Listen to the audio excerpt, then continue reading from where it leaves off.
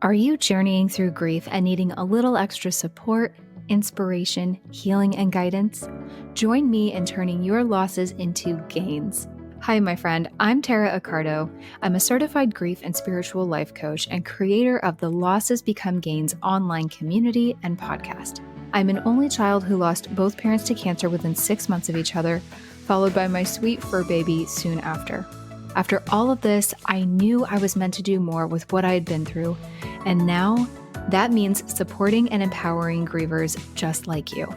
I'm a wife, mama-to-be, grieving daughter, healer of the heart, soul, and mind after loss, your North Star of sorts, and I'm here to help support you and move you through your grief.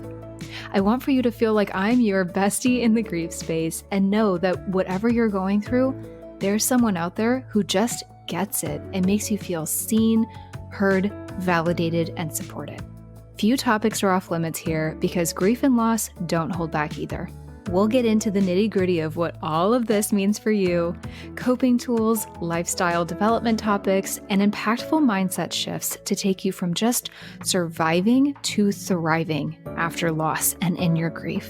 So grab a cup of your favorite beverage, get comfortable, and show up with an open heart and mind. I'm so glad you're here. Have you heard about my brand new Losses Become Gains daily journal? But trust me, you don't have to be someone who's grieving or someone who has gone through a loss to use and enjoy this journal. For over a year, I knew I wanted to create a beautiful daily practice in the form of a journal that wouldn't take you a super long time to complete, but will add so much value and perspective to your day, no matter what season of life that you're in. The prompts are specifically designed for people going through loss by someone who has also gone through loss, but it's just general enough for anyone to use and asks the important questions that, at least for grievers, I know for a fact that they need to have in front of them each and every day. It's a daily prompt with a separate page for writing more thoughts if more comes up for you. There are 6 months worth of prompts in this journal, so you can really see your growth and progress right before your eyes. It helps you get to the root of how you're actually doing and what you need to focus on in your healing journey or daily life overall. And it comes in 3 ocean-inspired colors. Like the ocean, I want this journal to empower you to let it flow, allow yourself to really dig deep and go beyond the surface of your grief or whatever hardships are coming your way, and really feel the healing, growth, and evolution that I know you are so capable of. And all in just a matter of minutes per day, that will become a welcome part of your routine, I have no doubt. Type in Losses Become Gains on Amazon and be sure to scroll down to find all 3 colors or click the link in the show notes for details. Pick up your copy of the journal today or as a gift for someone who could use it. Hello, my friend. Welcome back. We are here at episode 30 of the Losses Become Gains podcast. And once again, we are digging into pregnancy, infant, and child loss with Sharna Southan, my go-to girl and pregnancy loss practitioner and certified trauma-informed coach. In part 2 of this crazy, impactful, and inspiring episode, we dig deeper into how grief of these types of losses, but really any type of loss, can affect how we move forward and how it can affect future glimpses of happiness that we might feel. Sharna also talks about her beautiful rainbow baby and how the trauma of her first loss impacted her pregnancy with her daughter in some ways. And let me tell you guys, this was so eye-opening. We also talk about what quote unquote healing from something like this really looks and feels like and how we can approach this. We also chat about some really useful coping tools and some positive mindset shifts with some absolutely amazing higher brain thinking that will no doubt leave you feeling more uplifted today. And overall, how to better support and acknowledge those who have been through pregnancy, infant, or child loss, both with this upcoming holiday season and beyond. So if you haven't tuned into part 1 yet, which is episode 29, I highly recommend you do that. We talk about Sharna's own experience of loss, how grief can affect relationships. So she gets into how her and her husband managed to get through this, which is so inspiring, by the way, how it can affect our psyche and our well-being, how she came to build all of the incredible things that she has, and so much more that really helps set up this part of the conversation. So with that being said, let's get into it. So, okay, there's a couple more things I want to get to here, and then I want to get to your program and everything too. There's so much I want to get to. But just quickly talk to me. I just want to acknowledge your beautiful rainbow baby, and just, you alluded to some of this already on how some fear around that, how that was feeling as you were pregnant. So just talk to me a little bit about, like, how long was that after you had your miscarriage, and just kind of what that process looked like. Yeah, so I allowed myself, which is advice that I give to anyone that's obviously going through any type of loss, pregnancy loss, trauma, making sure that they do actually witness their emotions and their experience before they're actually going into trying to conceive again. Because your body does hold on to a trauma, or it holds on. If you haven't processed the emotions, forget it holds on to that, and it actually does affect the pregnancy. It does. The way that our body works, it goes into it's internalized, and that's where we house our beautiful babies. So it's fascinating. It's just if which any mum would want the best possible pregnancy and the best possible outcome for their baby. Yeah. It starts with you choosing to witness your story, witness your trauma, witness the emotions before you actually want to go into trying to conceive. Because that was, I waited, didn't take the advice of the nurse, going into the D&C. She's like, in a couple months. That lovely nurse that we love so much. Yes. That I have some choice words for, but anyway, her, yeah. Yes, that one. I was like, yes, your physical body might appear to be okay. Yeah. On the outside. And what about it internally? Right. Like, there's so much stuff that's happening. And it wasn't until I was going through my healing, I was like, hell no. I can't even comprehend falling pregnant right now. I'm shit scared. Yeah. If I fell pregnant now, I wouldn't be able to cope.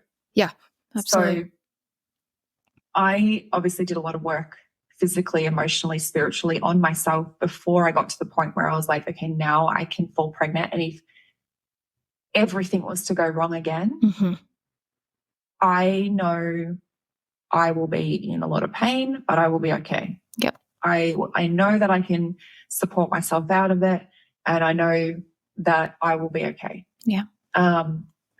So at that point, I was like, okay, now I am ready. And I think it was about 5 months afterwards. I'd done a lot of intense work on myself holistically. So that's beautiful. I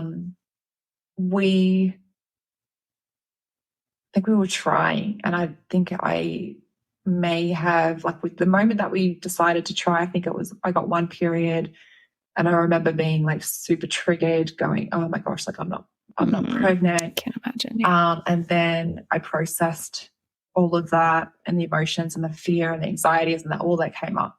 And then I think the second month we actually fell pregnant. And I remember seeing an acupuncturist as well after the miscarriage. So there was one thing that she said to me, and she was like, don't go back on the pill. She said, your body. Look for the signs of ovulation. Feel the feelings of ovulation. And she goes, you don't need to test all of the time. You don't need the strips. You don't need the temperature gauges. You don't need any of that. She goes, you've got to listen. Yeah. And that was one thing that I did. I was like, okay, I'm listening. I felt the feelings of ovulation. I was like, holy hell, someone's like shoving a knife in the side of my Yes. like what is this? I feel that. I saw the signs. Oh my gosh. And I was like, okay, this is it. And we fell pregnant, obviously, naturally. Mm-hmm. I had a healthy pregnancy in terms of the medical system's eyes. In terms of my eyes, I was shit scared the whole way through. Of course. Yeah. I got past, obviously, the 7 weeks. I was like, okay, I'll get past the first trimester. I'll be okay. Yeah. And I got past the first trimester. I was like, okay, I'm not okay. And then I was like, what if I lose her in the second trimester? Yeah. And then I got past the second trimester, and then it was like, oh my gosh, what if I have a stillbirth? Like, then I was like, every moment I was like, okay, there was something else that kept popping up for me to address and look at and go, I need to process this. This is at every turning point, there was something new. I was never okay. I was never out of the woods. All those what ifs. Yeah. And so I remember taking myself up to the hospital multiple times. I think in the second trimester, I had weird cramps and I was like, what the hell is this? So I remember taking myself up because I was like, I need to know everything's okay. Yeah. And everything was okay. She was okay. She was developing perfectly fine. She had a really strong heartbeat the whole way through. And then the week before, so being an epileptic, they had me scheduled for an induction because they wanted to control the environment that I was in. Sure.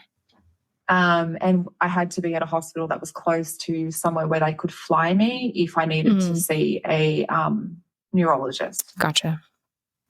So they obviously wanted to control everything that they could control, but throughout the entire pregnancy, I was like, this is amazing. Like, there was no seizure activity. Like, I was actually told by my GP the hormones that your body gives off through pregnancy actually feeds the brain. So it reduces any chances of seizures.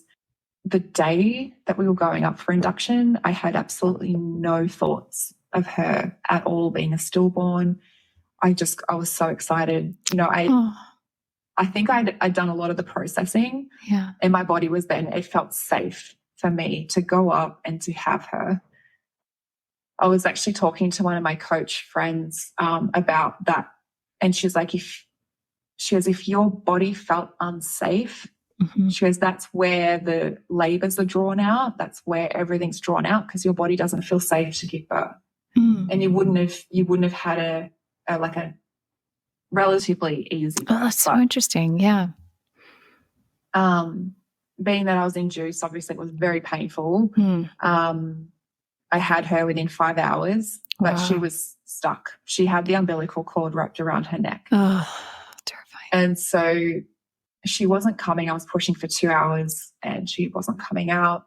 She ended up having to have a vacuum-assisted delivery.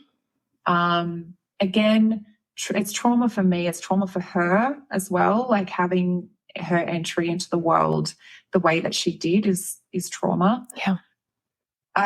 There was absolutely no thoughts of, I wasn't afraid at that point. I was just like, I just want her to be here. I'm so excited. But then when I had her, I thought I was going to bawl my eyes out.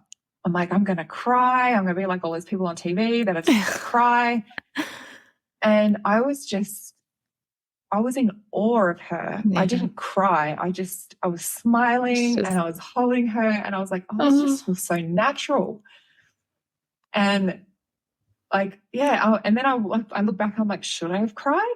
I feel so weird that I didn't. And then you're just like, I'm not going to question it. So yeah. It's so funny. I was just so blissful. Like, I was like, oh my gosh, she's here.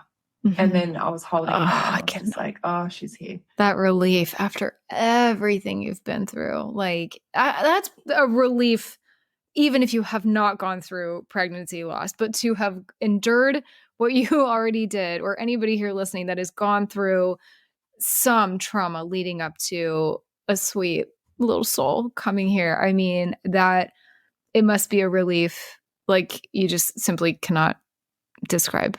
I mean, it's weird because again, I thought I'll have her earth side and I'll be okay. And I'm not. Yeah. There's still so many triggers of loss that I'm processing every single day, and I have for the last 5 years. So, I'm always the crazy person.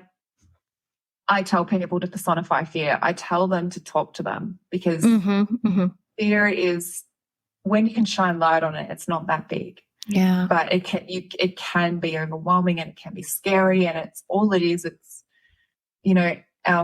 our past experiences being projected into our future, into our reality. Yeah. So acknowledging it for what it is and seeing it for what it is, you're like, okay, that's fine. Like you're coming and you're here because I have gone through pain before, and you don't want me to go through pain again. But right.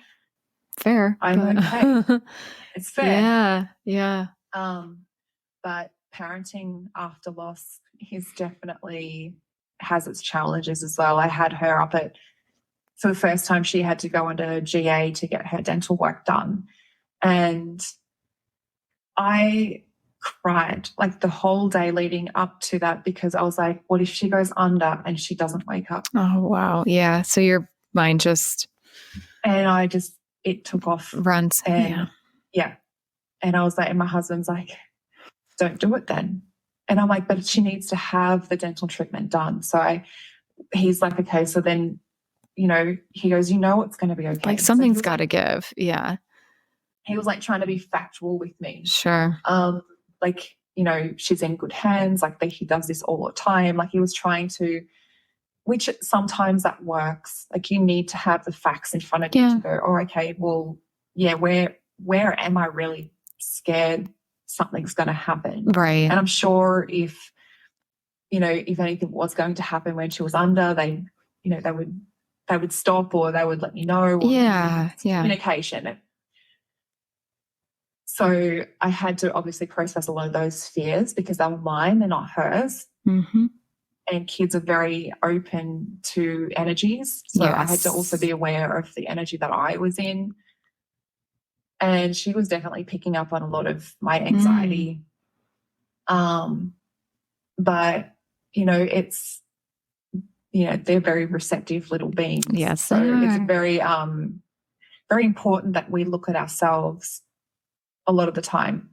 Yeah. And know that the fears aren't theirs. And especially like if they're going to be climbing trees and running outside and hurting themselves, like if you're afraid of any of that, like it's our fear projected out onto them. So it's what we then have to look at and go, oh, okay, this is me. I need to figure this out. I need to know why I'm so scared of her hurting herself. Yep. Because they just want to play. Like you don't want to take that away from them. Yeah. And they need to learn. Like they do need to get hurt. That sounds so bad. Like I'm not like majorly or anything, but to have little cuts and scrapes and bruises, or hopefully small falls or whatever it is, like they need, it's like part of their learning almost in a way too. So yeah, it's like, as a parent, I'm sure like you don't want anything bad to happen, especially knowing as the adult, we know certain things can be avoided. So and I think especially when we've been through some type of trauma, we're like, why are we knowingly putting ourselves or our, God forbid, our children in this position where we know they could get hurt? Like that seems silly, but yeah, I mean, the battle in our heads where that's concerned, especially after going through something like you have, or any loss really, can be, I don't know, that's, intense. It is. It's, and it's very, very real, and it's very valid. And I'm like, again, on the outside, society just sees you as a mom. Like, you're just a mom. Stop overreacting. Yeah. I'm like, the dentist had no idea how scared I was. Yeah. To just do something which probably to him is seemingly insignificant. Right. Like it might seem irrational to some people, but like, I love that what you said, this is 5 years along after you've been through sort of like the acute parts of this grief and your loss and everything. So like, again, when we say grief is a lifelong process and triggers continue to come up and all these, this is a perfect example of something like that. And it is no less valid than anything you were going through the day that it happened. Period. Yeah.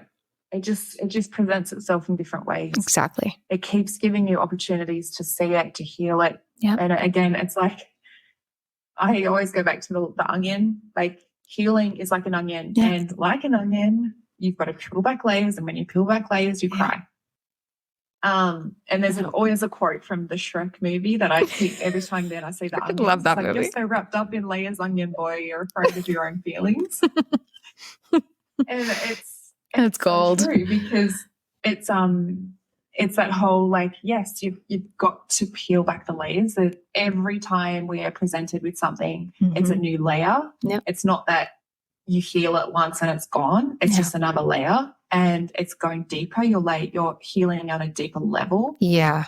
But it has the potential to make you cry. It has the potential to make you feel feelings that you don't possibly want to feel. Brings things up. Yeah. But like you said, it's an ever evolving journey. It's not ever just like a cut and dry, I'm done grieving and I'm done healing. Mm-hmm. It's this ever evolving thing. I still cry about my miscarriage, and I still cry about my dad. And, it's not ever anything that I put pressure on to say to myself, oh, I can't do that, or I should be over that. It's just that, oh, here it is. Mm-hmm. Like, okay. Different form now, maybe, or it's manifesting itself in another way, or a way that you haven't experienced yet or haven't for a long time. And it's, feelings and emotions like that, like, they don't ask for your opinion on when they should show up. They just will. So that's why all of these coping tools and all of these things that we've talked about, some of today, are perfect ways to help combat those things, so they're less aggressive or less, assertive and intense in the moment. It's not like they won't knock you on their ass. They still might. But there are ways that we can lessen the intensity or lessen the shock of it when and if they do come along, because they will. And I know a lot of people will have, kind of have an issue with like healing and, oh, is healing even possible or whatever. It is, number one. And it's why I always say, like, healing, not healed, right? Because it's exactly everything you just said. It's not only a process, but I love what you said about it just goes deeper every time. And you continue to heal in deeper, more meaningful, more impactful, beautiful ways. And yeah, there might be a little pain and little like paper cuts and stuff here and there along the way. But, if you're coping and dealing with it properly, then it hopefully will be, less of a burden and less heavy, I think, when and if it does come up, for sure. Yeah. And that's what I've always said, each time you process the emotions, the intensity lessens each time. Exactly. And then it sort of comes and you're like, oh, okay, this is it. But it's not something that's actually, like you said, going to knock you off your feet. Mm-hmm. It's something that you can, in the moment, just be okay with and process, and it's gone. Yeah. But it's not going to be the thing that's going to be overwhelming you and keeping you stuck for a long period of time, or, completely knocking you off your feet and back into the depths of like that acute grief. Right.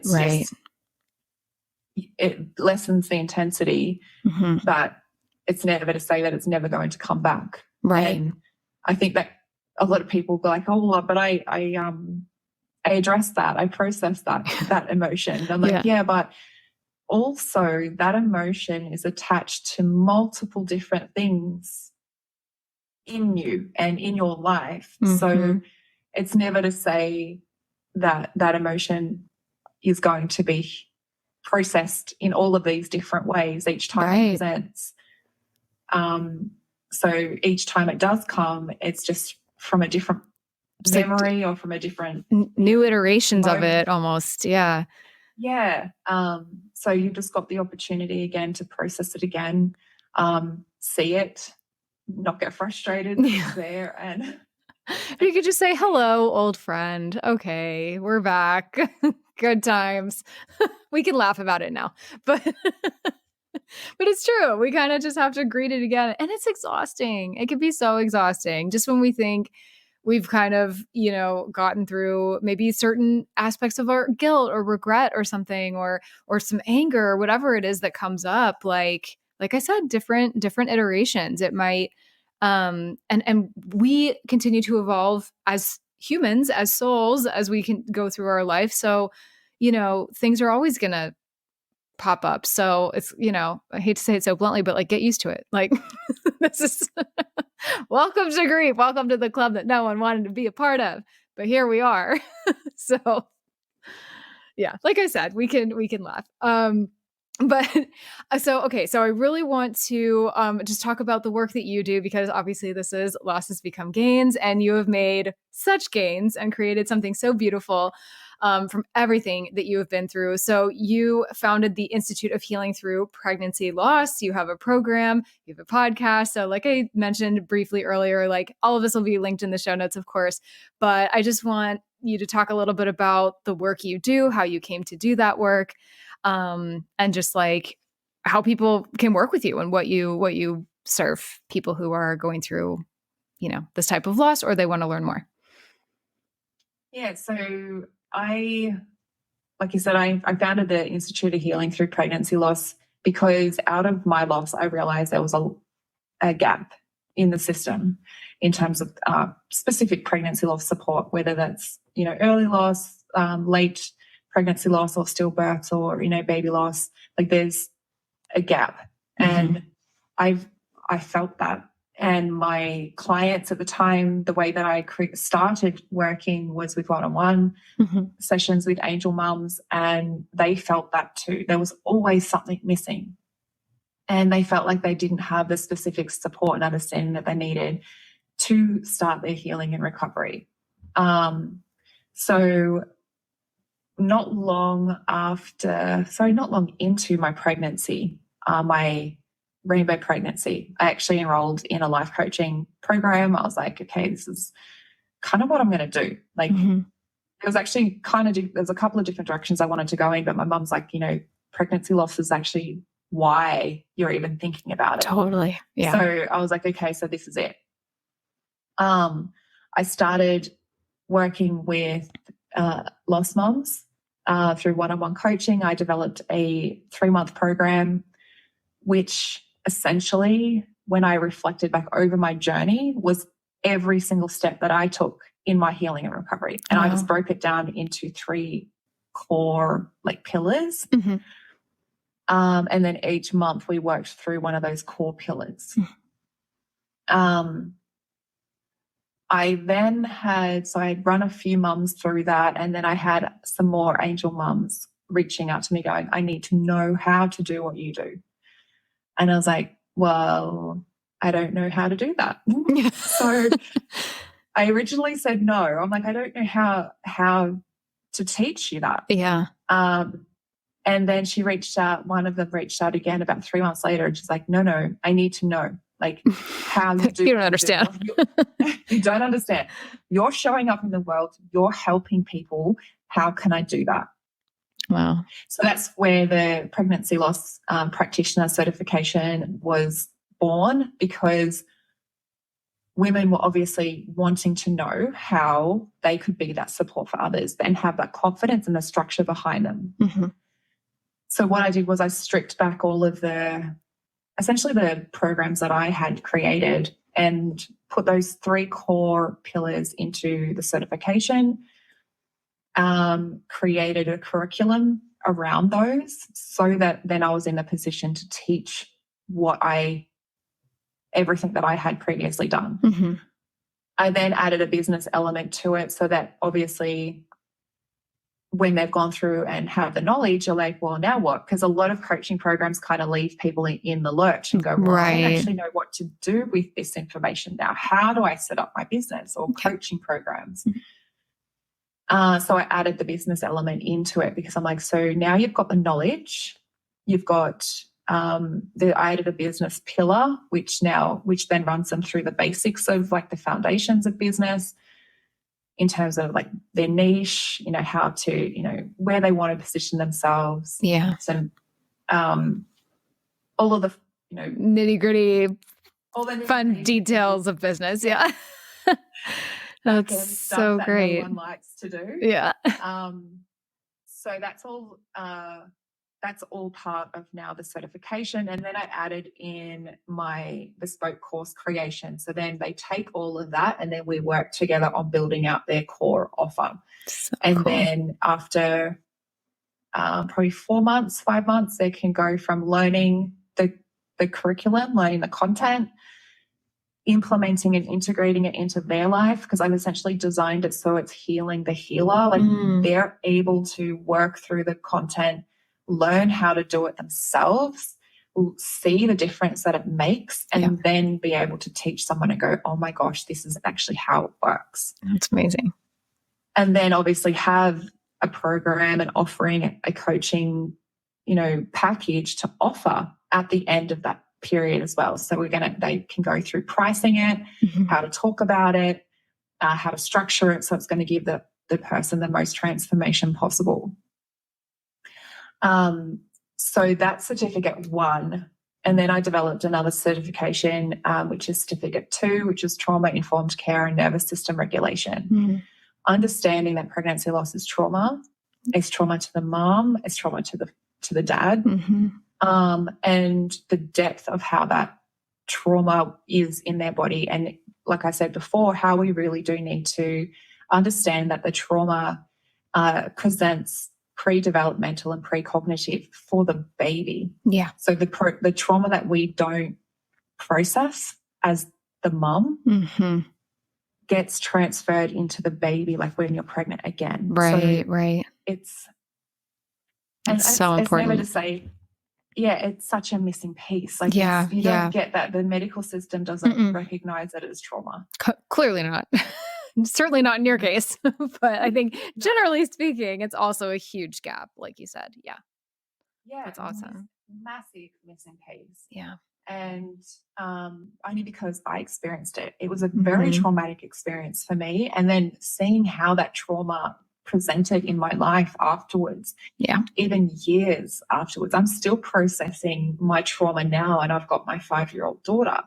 Like my nervous system was constantly on the lookout for threat. And I can understand now, going into the depths of trauma, how and why that's presenting. And I want other people to be trained in that, so that when they do see women, coming to them, they can see them through the lens of trauma and go, okay, I've got the tools and the awareness to support you on a much deeper level than you will ever get like anywhere else. Yeah.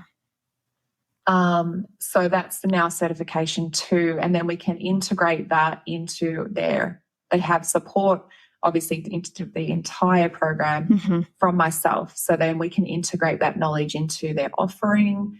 And then they can start, obviously, serving people and start healing people, because, there needs to be, and this is what I found out for myself, and also for the women that I was supporting at the very beginning, was they needed someone who had been in their shoes. They had all been to therapists and said the therapy left something missing. Absolutely. Makes sense. Yeah.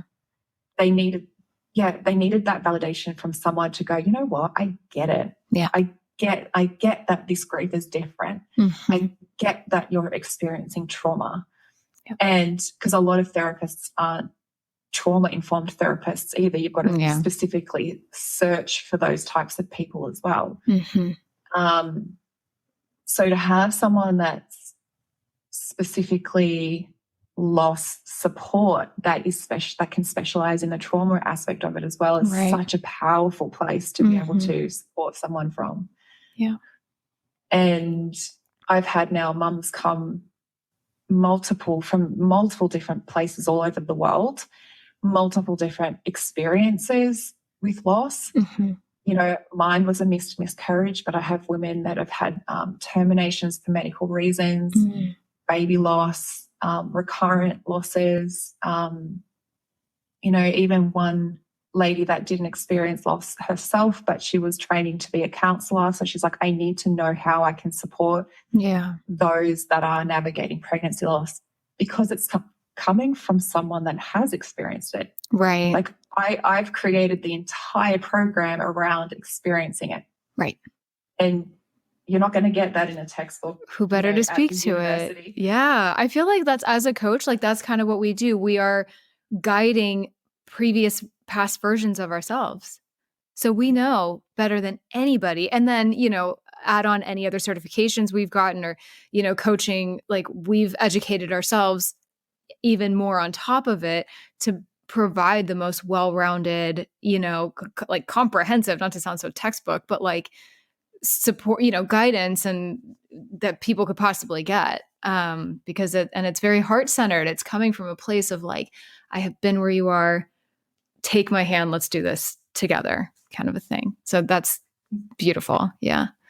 Yeah. And it's it's because, like you said, you've done all of these like extra trainings as well. Like, as the person that's gone through it, what all those extra steps you need to take to feel holistically healing, recovering. And so then you add all of that in because you're like, no, it doesn't stop here. There's so many little nuances. Yeah. And you're not going to get that from a general, therapist or counselor or psychologist, because they obviously are trained in such a broad way. They're not going to be able to take you those extra steps that you need. Whereas if you're able to go and see someone that has been there and has been their experience, they know those extra steps. They know those extra places that you need support in, because you think of those things. You've been there. You've walked it. You just don't know. How would you know? Yeah. And that's fair. I mean, that's not, it's like not to knock therapists or anything out there. Like we've been to therapy, right? Like they're amazing. They serve a purpose. But yeah, I mean, it's just goes to show like when you're seeking very specialized, very specific help, like what you offer, like that's the magic. That's the extra oomph that you get that only you can kind of provide people that they might not get in other more like classic types of help. And that's where like that connection and that sense of community and just that sense of I feel heard and seen and not judged. And we can hold a space for those people in ways that, others might be able to, but maybe not fully, maybe not as in depth as we could. So yeah, again, what a gift that grief can kind of give in the most twisted way possible. Yeah. And like I said, not to knock therapists and counselors. I did absolutely see one. And I do recommend women getting a team, like a support team. Sure. Yeah. If they want to see a therapist. It doesn't have to be just one. Therapist. Yeah. Right. But if they're missing that little bit of, I just don't know what it is, but I'm missing something, get that added support from like a pregnancy loss practitioner or a grief expert or, like a grief coach like yourself. Like get that added extra support from someone else, and you can have a team. Like you don't have to have just one type of support from one person only. Yeah. And that's where I think a lot of people do get stuck as well. They're like, oh, but I've already got one person. I'm like they serve different purposes too. Like they're going to bring different things out of you too, or get you to think about things differently, or, there's a reason that you might not have two therapists, but like a grief coach, for example, or pregnancy loss practitioner, like provides a very different outlook and a very different perspective on it than a therapist or a counselor. We're all trained differently. So, and then add real life experience onto that. And, it's a whole nother can of worms, but yeah. And like you said, it's something, it is something beautiful that's come out of my grief. My baby touched my life in a way that I was kind of not asking to obviously experience the miscarriage, but I was asking the universe. I needed purpose. I needed fulfillment. I needed something in my life. And I was searching for years prior. I didn't know how. I knew I had an extra something to give to this world, and I didn't know how it was going to present itself. And obviously going through the miscarriage, when I came out the other side of that, I was like, well, this is it. I obviously had to go through one of the darkest moments of my life, but I have found what I feel like I was put on this earth to do. And then create, obviously, support programs, and then create the practitioner certification out of that. When I created the support programs and the women were reaching out, I was like, okay, so what I thought I was put on this earth to do, there's something else. Bigger. That the women were asking me to create. So and I still have those support offerings, other support offerings, obviously, for lost mums who are navigating the grief. I still do have smaller programs that they can come into because, you know, they are still in my world. And I was still that person who was searching for that type of support. So they're still there. If anyone, you know, obviously is looking for that extra hand, like you said before, that extra bit of perspective, a different shift. Maybe they haven't got the results that they wanted from other support that they've gone through. I'm always a big believer in we've always got something to learn, even if we feel like we know it all. There's always a different response. We sure do not. No, there's always something else. Someone else has lived through the lens of a different, you know, view and created something in a different way. So, you know, say yes to something different if you're feeling like you've tried all of the things and nothing's working.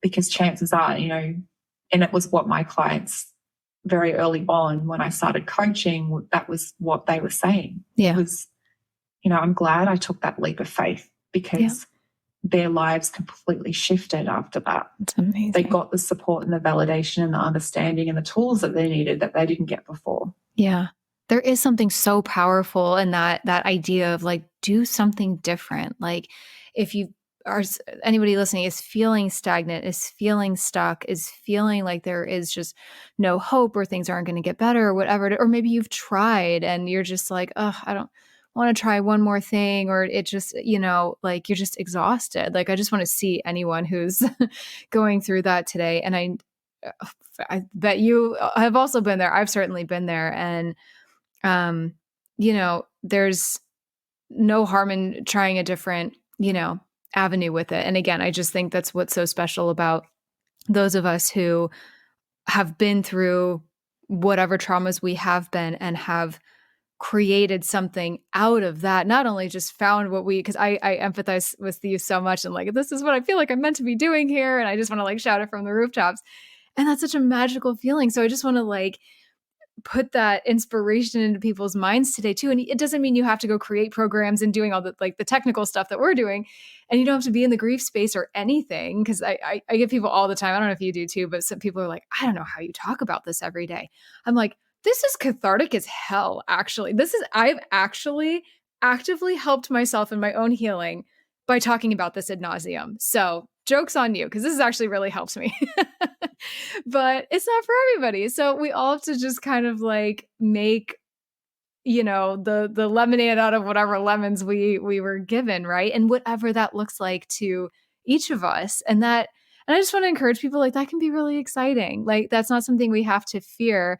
But as we've been saying, it's like the theme of what we're talking about today. It is a choice. And it is something that we, you know, even if we're not completely comfortable making that choice yet, or taking the leap, or putting the hand out metaphorically, you know, that we kind of just have to do. We have to just, whatever it is, get up the courage to do it. I mean, however you want to word it, just embrace that and welcome that change into our life. And I know that can be scary. And I know you were mentioning earlier, like, you know, for like a year, you were kind of like, you just distanced yourself from people, or just kind of was living in the past. And I completely understand that too. We don't want to necessarily feel, even though it's so painful, we don't want to feel further away from like what we've lost or who we've lost or whatever, because that makes us feel detached from them. And that's terrifying, or like we're not ready for that. So, it's not to push anybody here into working with someone before you're ready, but just to,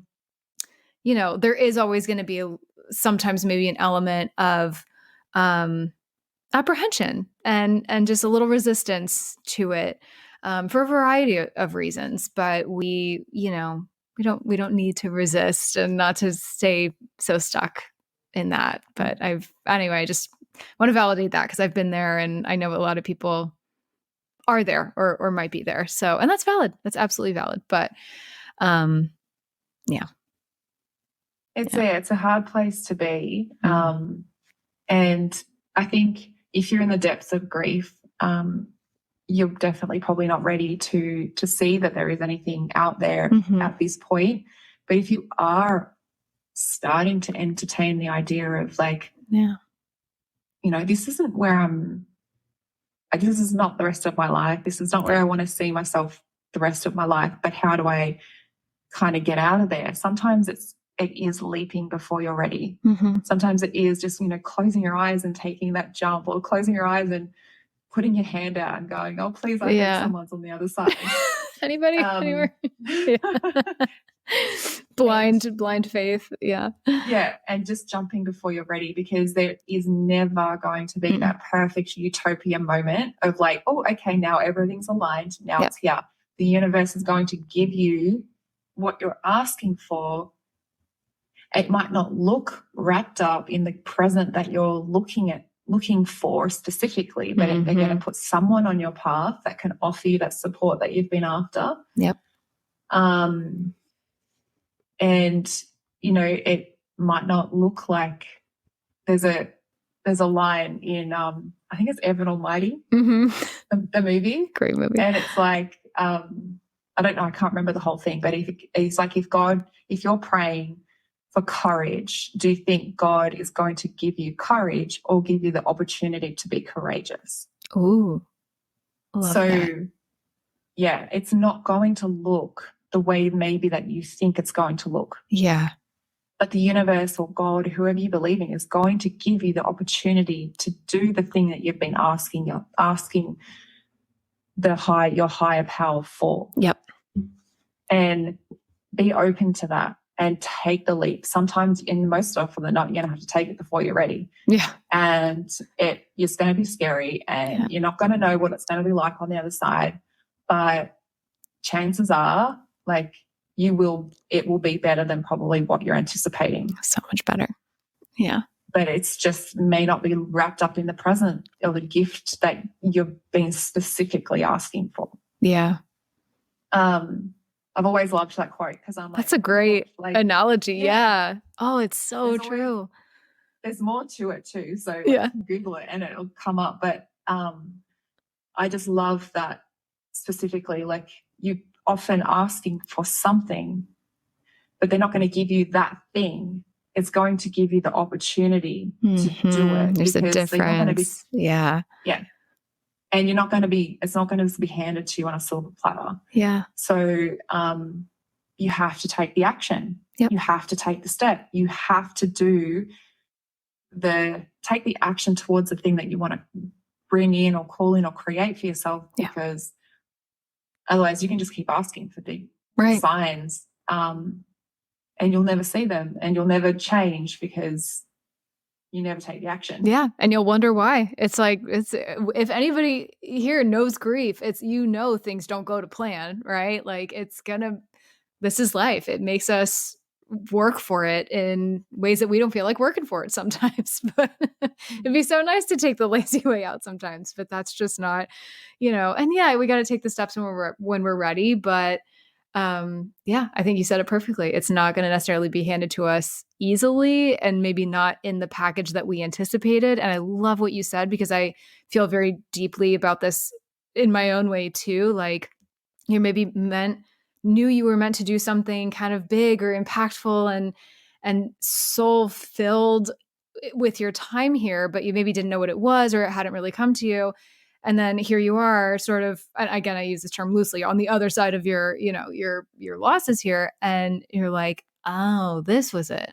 Oh, wow. This was not up my alley. Okay. great. But once you discover that, and I've also done like a soul purpose certification that I talk about here and there. And so like, that's kind of that same thing, is you're just like, once you realize and tap into like what you're meant to be doing here, and this pain, purpose from the pain and all of that, there is no going back. And you're just like, it just energizes you.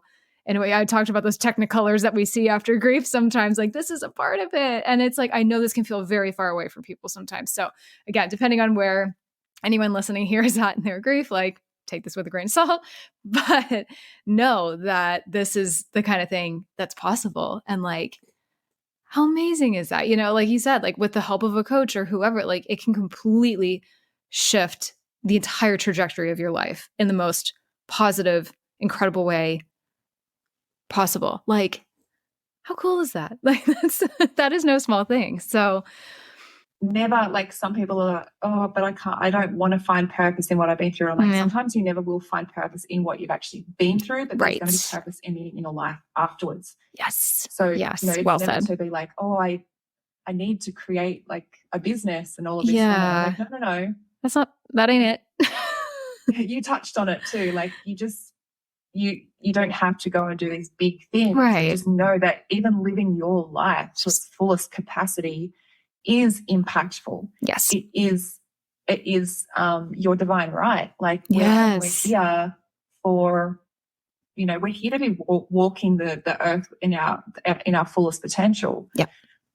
And by you choosing healing without, changing anything else in your life, like just if you choose to just heal you, yeah, that is stepping into a purposeful, meaningful life. Yeah. And impactful, because you'll be changing also the energy and the vibration of yourself and the people around you. Yes. And you'll call in different experiences in your life, and they'll be more fulfilling and more uplifting. So, just you choosing you in this moment and going, oh, I don't know how this is all going to turn out, but I'm just going to take that leap. Yeah. Whether it is for healing, or whether it is if you want to take your experience to the next level and become a coach, become certified, and really start serving people from a different way. Mm-hmm. Like just taking that leap and going, I don't know how this is going to work out. I don't know how it's going to play out, but I know this is what I want to do,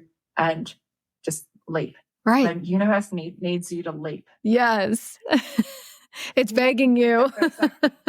No, it's so true. Like, don't worry about it. Don't worry about the outcome. Don't worry about like, that's where I feel like grievers can get so caught up. We can get really caught up in the past. We have anxiety over the future and all of these things. It's like, like, I'm not saying push that away. Like, we need to feel those things, of course, but like so much of coping with grief well and just figuring all of this out is living in the moment and having those mindfulness practices and realizing, just what there is right in front of us. But then, that's why I think journaling is so impactful. Like things might come up that we're just like, whoa, didn't see that coming, or having conversations like this. And then you're just like, oh my God, like there's these beautiful, like again, these aha moments, these realizations that you might have. Like that's how I literally came up with losses become gains, was I was in a conversation with somebody and it changed my life. And I was like, never would have seen this coming. Nobody could have told me that this would be my life, or this is what I would have gotten into the day that my dad died and then officially both parents were gone. Like not in a million years. I would have been like, go ahead and kick rocks now. Like, I don't want to hear it. But we have to hear these things. No, it's so true. So to start just wrapping this up, we at the time of this recording too, we're kind of getting into the holiday season, and maybe there's somebody listening here today who hasn't been through, like myself, right? Like I haven't, God willing, I'm knocking on all the wood, haven't been through pregnancy loss. But it was so timely since I'm pregnant right now. And I was like, I just can only imagine what you and other women out there who have been like you alluded to, so many different types of loss, and it's all situational, right? Can be more supportive and just, there's this is probably like a big kind of question and also answer, but maybe just give some like 2 or 3 top things of like, And again, especially going into the holidays when things might be a little extra bittersweet, or God forbid, the loss happens around the holidays. I lost my mom a couple weeks before Christmas. I kind of know how that is. How can we just better support moms and dads, everybody who has been through some form of pregnancy loss? I think the biggest thing is obviously, I know a lot of women or a lot of parents are afraid to break the tradition. Like they don't want to not go to the family Christmas, or they don't want to not go to that party. Yeah. But inside they're like, I do not want to go. They're just like dying inside. Yeah. So obviously, yeah. And I know this can obviously, go out on multiple levels as well. But obviously with pregnancy loss, it's less talked about. And those on the outside of the parents are like, oh, no, you should be fine. This is a happy time, be joyful, be happy. And I'm just like, it's not that way. Right. Like the parents can't think that way. They're going to be missing their child this Christmas. This could be that they, the child could be a certain age by Christmas, and then they're, grieving the milestone that their baby's going to be at that Christmas. Yep. The fact that their baby's not going to be opening presents or going to be at the Christmas dinner or breakfast or lunch or however that is. So really, if it's the family being mindful of the actual lost parents themselves and know that they may not either want to go, or how can they include maybe the baby or some element in the Christmas celebration. Right.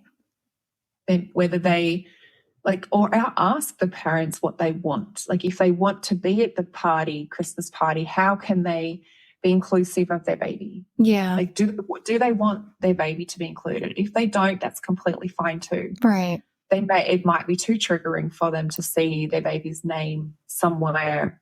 But Absolutely. more often than not, the parents want their baby to be remembered. Yeah. And they want to be honoured as parents. So, honour them, acknowledge their loss. And if they want to include their baby in the Christmas, let them do that and be okay with that, and maybe get everyone else on board as well. Like tell the rest of the family that's going to be there what's happening. Right. So that then when the parents come, like the rest of the family is not going to be in shock. Yeah. And be okay if the parents are just like, no, we don't actually want to be there this year. Yeah.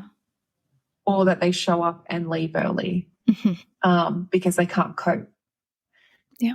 And, to the parents, like to the lost parents, I always invite them to really look at the traditions that they've created, and maybe they want to create their own. So, what is it that you want to create, whether you do it just as the couple or whether you do it as the whole entire family. You can create your own tradition. Yeah. Incorporating the baby and, however that might look. Like there's no rule book to say you need to be here, you need to do this one thing, and everything happens on this one day, and there's so much pressure. There's pressure anyway. There's so much pressure from family and whatever else on a normal, like on someone that's not grieving. Right.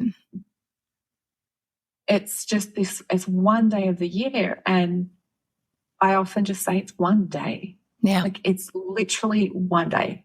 Yeah. If you don't want to do anything, don't. If you want to voice yourself, advocate for yourself too, so that everyone else, so if you're obviously the lost parents, tell people what's happening. Tell them what you want. Yeah. And obviously if it's the family, be okay with them maybe not showing up, or be okay with in doing some other inclusive activity for the baby. Because you're not going to make, more often than not, everyone's like, oh, I'm too scared to bring up the baby's name because I'm afraid to make them sad. I'm like, but they're never going to forget their baby. Right. It's like any loved one. we're already living in this head and this space, and like we're never going to forget them. We're always thinking about them to some extent. So like a lot of grievers will say, I feel like you're not bringing up anything I'm not already thinking about. And there are, to be fair, there are some times where perhaps we are triggered or someone does bring something up and it's a little like, oh, that was out of left. Maybe we weren't thinking about them for that second.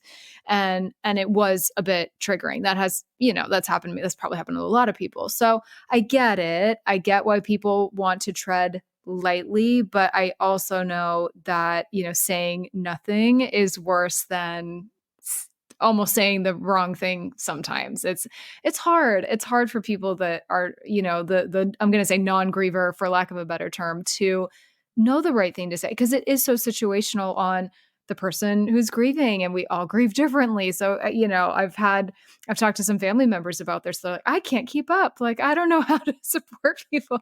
And I kind of have to laugh now. I'm like, that's fair. I mean, everyone processes it so differently, but I think those are some beautiful suggestions that you made. And it's the best of both worlds. You're at least asking. And I also feel like if maybe the parents maybe it's very recent and they don't even know what they want or need, you could at least ask it like in a way where it's like not open-ended, or it's just like, does this feel right? Yes or no?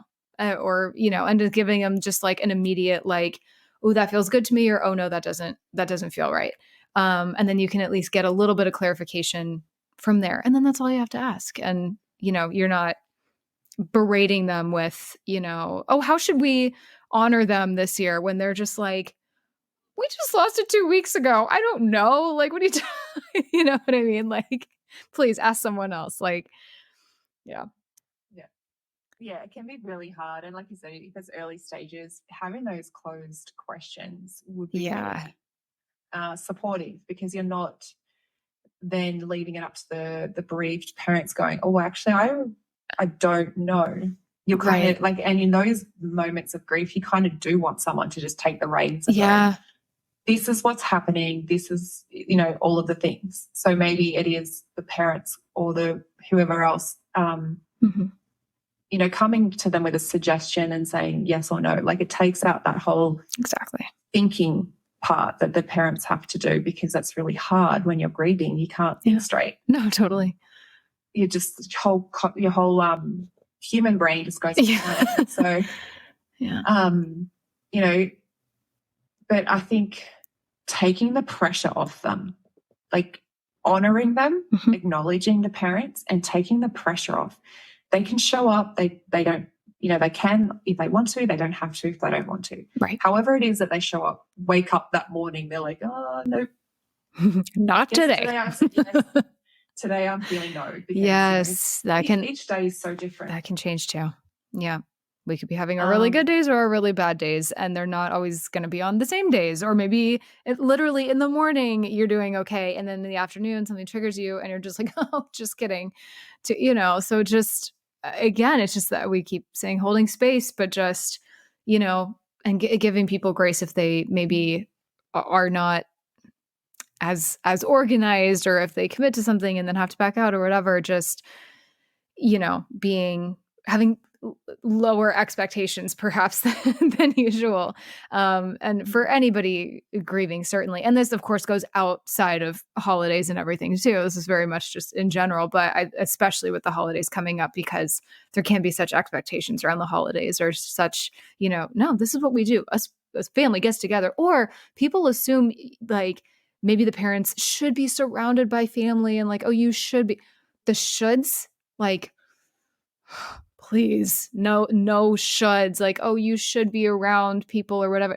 Like, we've talked about how people process grief differently, and that can be highly overwhelming. Like, I'm sure you can speak to this, but I mean, yeah, that is not the antidote for everybody. So I know in some cultures it's very common to be very like surrounded by, a lot of family members, and like that's a thing, but not for everybody. So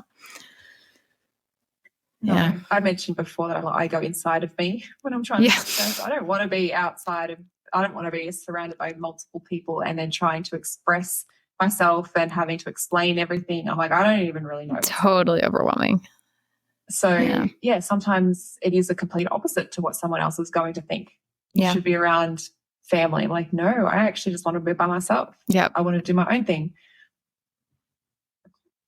And just be okay with maybe setting a new tradition or a new something to remember their baby. And then you can keep that going. Yeah. Because I know, I mean, Halloween's coming up and then we've got Christmas. So both of the things are really can be quite triggering for the parents, because obviously they look forward to dressing their children in little Halloween outfits and going trick-or-treating and all of that.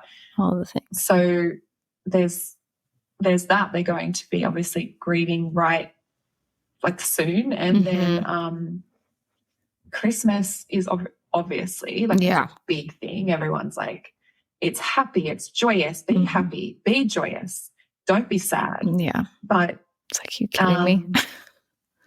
I want families to know that it's like this, however long they're going to need, however many Christmases, let them be sad or let them be however they need to feel. And if they don't want to show up, don't put pressure on them, because it's not going to be just one Christmas. It's also going to be multiple Christmases afterwards. Yep.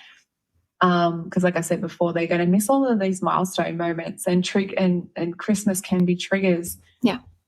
Because my baby should be 6 months or a year or 2 years, and they should be doing this. So be okay if they want to actually express that. And maybe have some tools in your tool belt to go, you know what, okay, that's okay. Yeah. I'm okay with you telling me, and I'm not going to shut it down. Yeah. Yeah. It's a beautiful example. Well, this has been the most enlightening, beautiful, just educational episode. Truly. I just am so grateful for all of your detailed insights, and really, I mean, and again, whether people have gone through pregnancy loss or not, like, somebody can get something out of this episode one way or another, and walk away in their grief feeling just a little lighter or more validated and just less alone. And I'm just so appreciative of everything, just all of this entire conversation. This is exactly why I wanted to have you on, and I could keep talking to you for like 2.5 more hours, I swear. And this is such a big topic too, pregnancy loss and all of it. There's so many, again, just versions of this, and just each situation I know is so different. So, just sending so much love to anybody out there today who has been through any type of pregnancy or child loss at any point. Sharna and myself, of course, but Sharna especially is here to help and is really just such I'm going to say, unfortunately, an expert in this field from personal experience, but just all of the amazing education and everything you've done since then. So just to finish this off, where can people find you? Thank you so much for all of that. As always. I'm so grateful for you. So you can head to my website, so www.sharnasouthan.com. I am most active on Instagram, so Institute of Healing _PL. I do have What I Wish I Knew After Pregnancy Loss podcast, which you can find on all major podcast platforms, and the Instagram page, which is just Pregnancy Loss _podcast. I will have a Christmas episode coming up as well, but I do have a PDF that I can send you, Tara, if you like, so you can pop it in here. Yes, absolutely. Little activities that the lost parents can do over Christmas. Oh, that's so great. To support themselves. Yes. Oh my gosh. Yeah. As much support as we can get, right? In whatever forms we can take it. Just there's so much depth to this kind of loss, which I think is why we talked about it at such length today, which I'm so glad we did, because there are so many layers and complexities to it that need to be heard. So this is absolutely amazing. Just thank you again so much. And it's always just such a pleasure to talk to you and get to connect. So this is amazing. Thank you so much. Yeah, we've talked for a while, but I know that It's all what so we've important. shared, yeah, such impactful topics. Yes. So I encourage anyone to, if there's something inside of here that they're resonating with, to reach out to either Tara or myself. Yes. Open up the communication and, let's just start talking about it. Yeah. Reach out that metaphorical hand that we've brought up 2 or 3 times today. That's all it is. Yeah. Just start your healing however feels good and feels right. Yep. We're here. That's why we do what we do. Absolutely. I love it. All right. Thank you so much, Sharna. Like I said, I appreciate this so much. I am sending you a huge thank you for tuning into today's episode, my friend. I'm so grateful you're here and for the steps you're taking to heal your heart, open your mind, fulfill your soul, learn, grow, and evolve, and move through this crazy thing called life in big, beautiful, impactful ways. Visit lossesbecomegains.com for my blog, coping tools, ways to work with me, and so much more. And be sure you're following along on Instagram and Facebook at Losses Become Gains Podcast. I love seeing new faces, meeting new people, connecting with you, and hearing your story, and ultimately supporting you however I can. And remember to always keep asking yourself, how will I turn my losses into gains today? I'll catch you in the next episode.